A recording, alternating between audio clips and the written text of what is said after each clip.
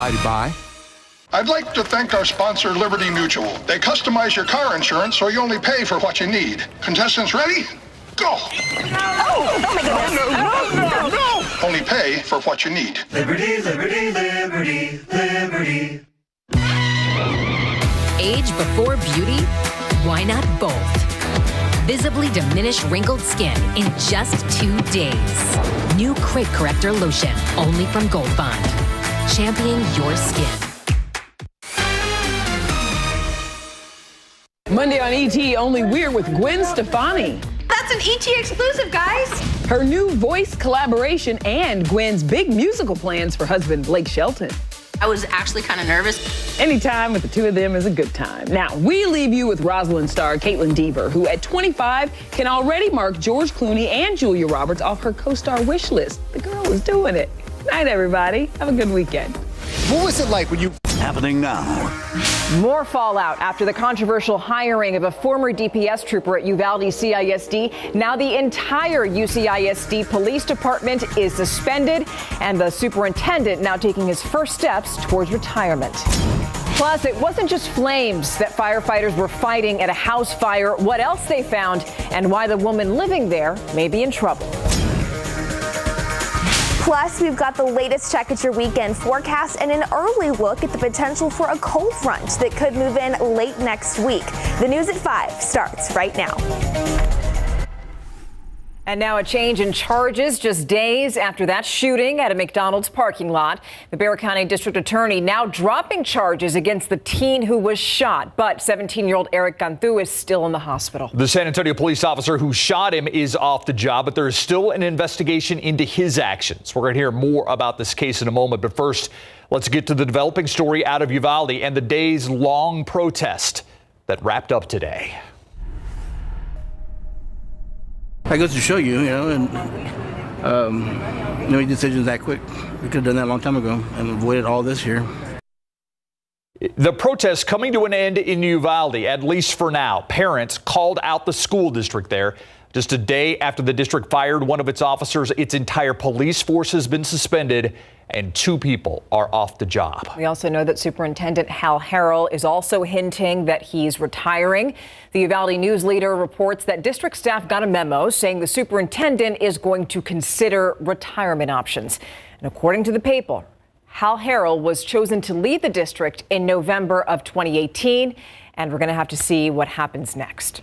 As you can imagine, people have a lot to say about all of this, including State Senator Roland Gutierrez, who represents Uvalde. In a statement, he says in part, quote, "Thanks to the persistence of Brett Cross and all of the Uvalde families, a step towards accountability has been made today," end quote. This all comes more than a week after Brett Cross and parents camped outside school district administration headquarters and demanded accountability. Just yesterday, Crimson Elizondo was fired as a Uvalde school police officer. She's a former DPS trooper who actually responded to Robb Elementary on the day of the shooting, and her response has been called into question. And by the way, 2 other people were also affected by this. Lieutenant Miguel Hernandez and Kenneth Muller, who worked alongside the superintendent, are now on administrative leave. Alicia Barrera is in Uvalde with how parents received the news this afternoon. There's relief and joy, but still some sadness. Parents and relatives of the victims of the Robb Elementary School shooting received and welcomed this news of the district suspending the entire police force after 10 days of protesting outside of the district school offices. And today, the district sending out a statement that reads in part, "As a result of the recent developments, Lieutenant Miguel Hernandez and Ken Mueller have been placed on administrative leave, and the district has made the decision to suspend all activities of the Uvalde CISD Police Department for a period of time. Officers currently employed will fill other roles in the district. Ken Mueller has elected to retire," end quote. Mueller served as the director of student services, and records show that Lieutenant Hernandez was aware the recently hired officer, Crimson Elizondo, was being investigated by DPS for how she responded to the shooting. This is the perfect example of why we kept fighting, because there's so much more that still is probably going to come out. Yeah. Families embraced each other after the announcement was made this afternoon. Brett Cross, the guardian of Usaya Garcia, started the protest last Tuesday to demand school police officers be suspended. People are finally being held accountable. Still not being super transparent, but we've gotten a little bit of accountability. So it's a win, and we don't get very many of those. And now the school district has asked DPS to step in and help with patrolling the campuses as well as with extracurricular activities. And coming up at 6, more on the superintendent Hal Harrell and the memo he sent to his staff regarding his future with the school district. In Uvalde, Alicia Barrera, KSAT 12 News. Now back to that other big story at 5 o'clock. Charges have been dropped. A 17-year-old who was shot by a San Antonio police officer will not see charges of evading arrest or aggravated assault, at least for the time being. The charges on that officer, on the other hand, are still in limbo. Our John Paul Barajas just wrapped up listening to a news conference that the district attorney had. What's the very latest in all of this, John Paul? The biggest news is that all charges for 17-year-old Eric Cantu have been dropped for the time being. The DA's decision in this is to give the teen's family more time to be with him by his side as he continues to fight in the hospital. Because he was in custody before this, contact was very limited. Now, all of this started Sunday. Cantu was eating at McDonald's when an officer who was there for an unrelated call spotted him and believed it was the same car who ran from him the night before. The officer opened Cantu's door, shot at him as he put it in reverse and as he drove away, something the police chief says was all against training and protocol. Officer James Brennan was only with the department for 7 months and again has been fired, but the DA's office is still waiting for charges against him to be filed. The ultimate decision to charge, like any case, will come from the investigating agency. Any indication on what those charges might look like? I'm sure everyone here, and again, I don't want to speculate. We know a deadly weapon was used. That's aggravated assault with a deadly weapon. The DA's civil rights lead, Darrell Harris, said he didn't want to get ahead of himself because charges have not been filed, but potential charges could change depending on what evidence is brought in. John Paul Barajas, KSAT 12 News. John Paul, thank you. Dogs pulled from a house fire today, and investigators believe the woman living there started the fire on purpose. Firefighters say that she was about to be evicted from the home. Now, the bulk of that fire started behind the home on Brighton Avenue, which is on the southwest side near Division Avenue and Nogalitos. Now, firefighters weren't just dealing with flames when they got there. They were also dealing with ammunition that was popping as they were fighting that fire. And you just saw a crew member there with dogs. As for now, none of those dogs were hurt. And right now, they're with Animal Care Services. Also right now, a man in the hospital after a night out with friends. Police say he was shot. They don't know who the gunman was. This was near Loop 410 and Evers Road early this morning. The victim sent a text to his girlfriend saying he just got to the couple's apartment.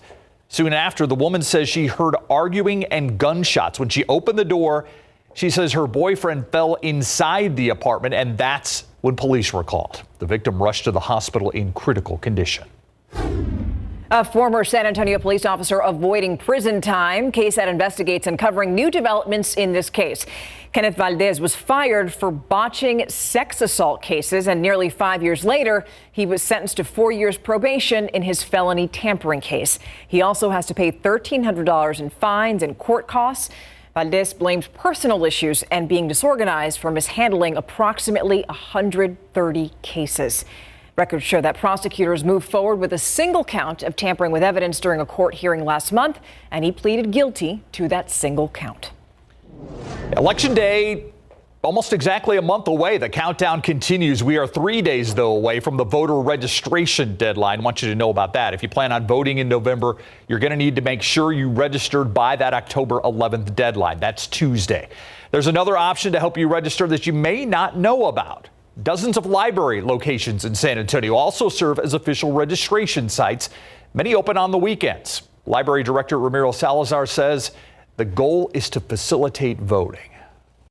So when a member of the public comes into a library, we generally ask them, are you registered to vote? We can help you register. We have registration cards. They can fill them out there, leave them with us, and we'll turn them in, or they can take them with them and they can mail them on their own. State law actually requires libraries to serve as voter registration sites. Here in Bexar County, a lot of those libraries will also serve as early voting locations or election day sites. Now, if you want to take a look at the ballot for the November 8th election, just visit KSAT.com. And while you're on our website, you can also submit questions in the race for Bexar County District Attorney. Incumbent Joe Gonzalez faced off against his predecessor's brother, Mark LaHood. What do you want to know about each of these candidates? Well, you can submit your questions to them by clicking on this article.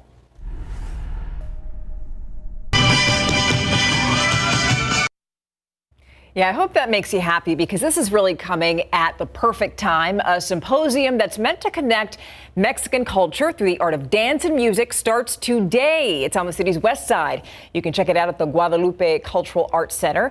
Generations are going to be able to experience centuries of old tradition. And these tickets, let me tell you, they're going fast. So if you're interested, just visit the box office at the Guadalupe Cultural Arts Center. And not bad weather at all. If you are stepping out for any of those evening plans, we've had some high clouds move in as we get ready to wrap up the work week and head into the weekend, holding those temperatures down into the 80s for the vast majority of the region. 85 in Del Rio, 81 in Leakey, 85 up in Schertz as well, 84 in Bulverde, 82 in Bernie, 84 up in New Braunfels, up by 35. Again, we still do have plenty of those mid and upper level clouds filtering across South Texas here heading into those Friday evening plans, but still those temperatures just a little bit cooler because of that. So all in all, those evening plans do sit in good shape. 81 by 8 p.m. We'll continue to see those temperatures fall into the 70s later tonight. Coming up, we're going to have a look at that weekend forecast. Not too shabby across the area, plus a look at the tropics. Thank you, Mia. All right, let's check out traffic right now. This is 281. And Loop 410 is specifically 281, the ramp to 410 West. That's 410 that's down below. You can see it is very slow going, even the access road getting on 410. So, of course, the upper deck also very slow going as 281 North and South come together as they get on to 410 West. People start their weekends. Yep. All right. Well, you know what? It's also time to light the night. This event is meant to honor patients, survivors, and those who lost their lives to blood cancers. Tomorrow, the Leukemia and Lymphoma Society is honoring 7-year-old Jarvis Henderson. He was diagnosed with leukemia. Look at how cute he is. When he was just 5 years old, and he finished his treatments this past Saturday. Awesome, awesome, awesome. Now, you can also learn more about tomorrow's event. You can go too. Hey, just scan the QR code that you see on your screen and you can join our team. Light the Night starts tomorrow night at 6 o'clock at Hemisphere. The smell of low tide at its worst times 10. Our Adam Caskey in Florida dealing with the stench of dead fish in the air after Hurricane Ian swept through. And he's a mile from the beach. Now he's giving us an update on what other neighbors are finding just feet from their own homes in Fort Myers. And have you bought baby formula within the past 5 years? Or hey, maybe you even know someone who has. Well, listen to this. There's free money involved. Free money. Our Marilyn Moritz is going to walk us through the process next on the News at 5. All right, welcome back. We have several stories that we're working on for you tonight at 6 o'clock. You know, given what these graduates have been through, they say that today is truly the first day of their lives. Our Jesse Degollado is going to take a look at the local drug court and tell us how much of a difference the program is actually making. Incredible stuff. Plus, UTSA is moving on to the next step of its multi-million-dollar campaign. We're going to look at how those donations are really changing the lives of students. That's at 6. It is free money. If you bought infant formula within the past 5 years, you may be able to claim a little cash. It's the result of some class action lawsuits. 12 News Side's Marilyn Moritz tells us why and how to get the money.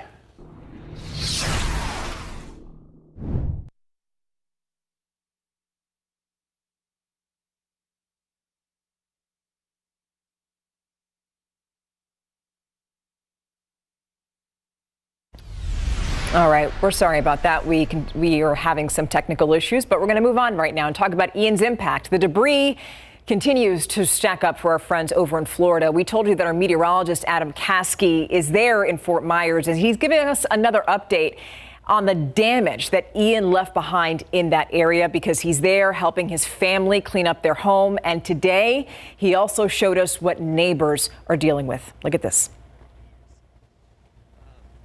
Yeah, he showed us blown over branches and the mountains of furniture now stacked on the curbs there. And one of those dressers, you see it right there, showed just how high the water line reached. Look at that. You see that white stuff? You know what that is? Mold. That neighborhood is less than 2 miles from the coast. And listen to what else Adam found. Out of nowhere, across the street between the single-family homes and the townhouse, it's a boat. The boat. The Rough and Ready is the name of this boat. I'd say that's quite fitting.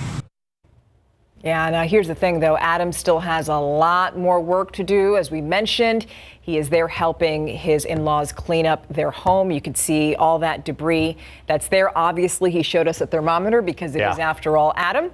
But we can't wait for him to come back and just talk to us about, everything that he experienced there. But we definitely are happy that his in-laws are safe. Yeah, and just a glimpse into what one Florida family is dealing with. Yeah. There's so many there dealing with the aftermath of Ian. Meanwhile, here, got overcast for part of the day today, Mia. I was kind of thinking maybe we were actually going to see some rain.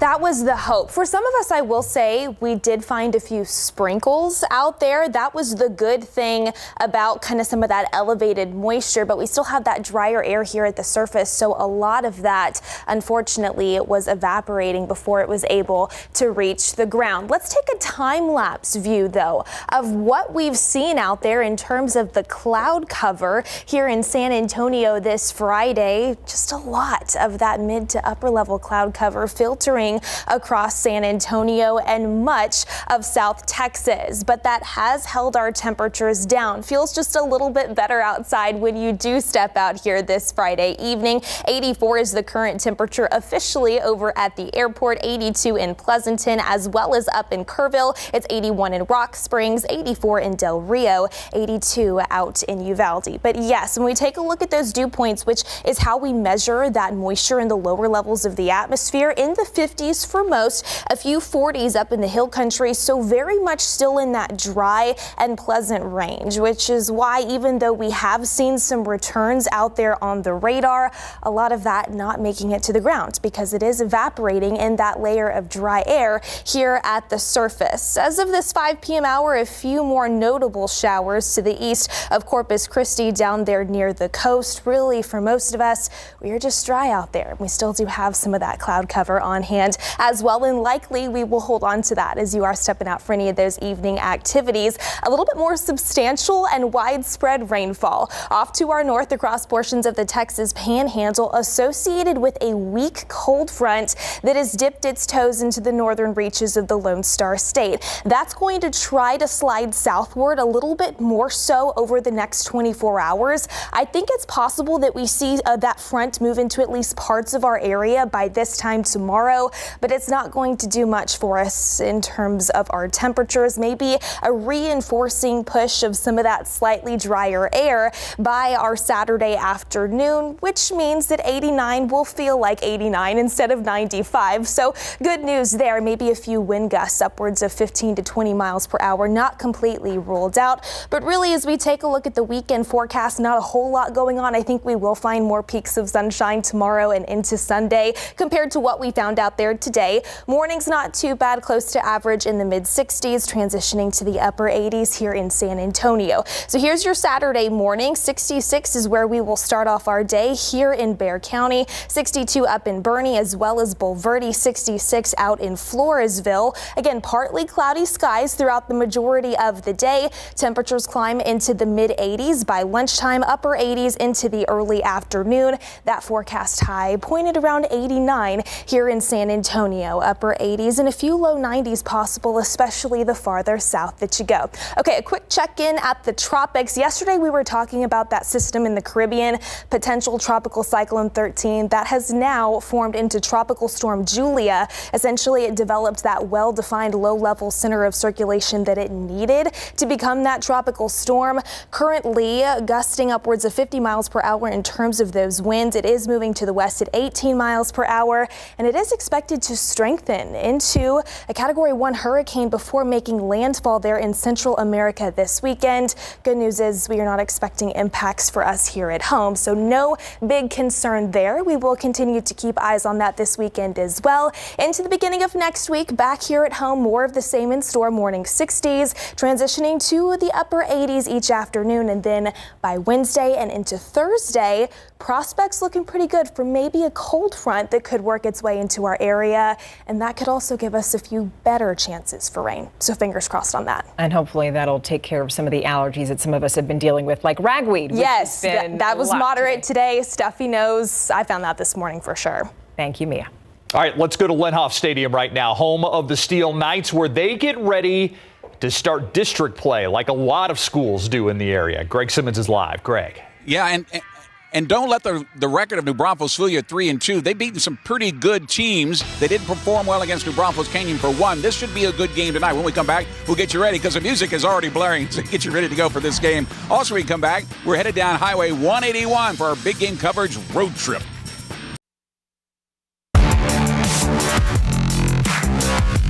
Good afternoon, everybody. Welcome live to Lenhoff Stadium for the big game and our big game coverage tonight. Number 1 Steel puts their undefeated record on the line against New Braunfels to open district play in 27-6A. Now, the Knights come into this game with a spotless 5-0 record and have been number 1 in the city since their dramatic come-from-behind win over Brennan 35-34 in the KSAT Pigskin Classic back in August in the Alamo Dome. Meanwhile, the Unicorns may be 3-2, but 2 of those victories came against Denton Ryan 34-33, who at the time was ranked number 3 in the state, and against their rivals Seguin 31-7. From this point on, every game counts towards the playoffs. I know they're a very good team. They're undefeated as of right now. It's been a good rivalry for the past however long we've been playing them. We've got a strong little rivalry with this team throughout the past years. It feels like that every year. Past couple years now have been close games. A couple years ago, we had to win off of last place, so I feel like it's going to be that type of atmosphere. All right, here's a matchup tonight to be at Lenhoff Stadium. Late start time, 7:30, as well as East Central and Judson at Rutledge. Number 2, Brennan against Warren at Gus at 7 p.m. Kyle Lehman against Smithson Valley Ranger Stadium also at 7. Churchill and Brandeis at Ferris. Taylor and Davenport at Davenport. Laredo Cigaroa against Southside at Cardinal Stadium. Highlands against Harlandale at Harlandale Memorial. Brackenridge against Edison. Sam Houston Lanier at SAISD. Eagle Pass win against South Santa Bobcat. Fredericksburg and Memorial Edgewood Veterans. Kennedy and Somerset Bulldog Nation. Madison Reagan at Comalander. Uvalde against Bernie and Bernie. Llano and number 10 Randolph at Rohawk. Houston St. Thomas against Central Catholic at Bob Benson Stadium. And Laredo Martin takes on Southwest Legacy at Titan at 7 p.m. And don't forget our big game coverage road trip, where Larry and photographer Eddie Latigo are headed down Highway 181 with their first stop in Falls City to catch the Battling Beavers hosting Yorktown. Then it's up to Poe to watch the Pirates in South San West, and finally pulling into Floresville, see what the Tigers can do against Beeville Jones. And don't forget to join us on the BGC app to catch live broadcasts of your favorite teams on the BGC app as well. Also on Twitter, bgc.com. We'll have all your scores throughout the night. And then on the night beat, join us for all your highlights and your final scores. Live from Lenhoff Stadium, Greg Simmons, KSAT 12 Sports. Big Friday night of football. Thank you, Greg. And we'll be right back after this. You know, earlier in the broadcast, we wanted to show you a story about how you can get free money back on formula if you've bought any in the past 5 years. So we didn't get to play that, but we are going to show you that on the news tonight on the 9 at Night, which is our digital newscast that airs on our website and also YouTube. Thank you for watching us. World News is next. See you at 6.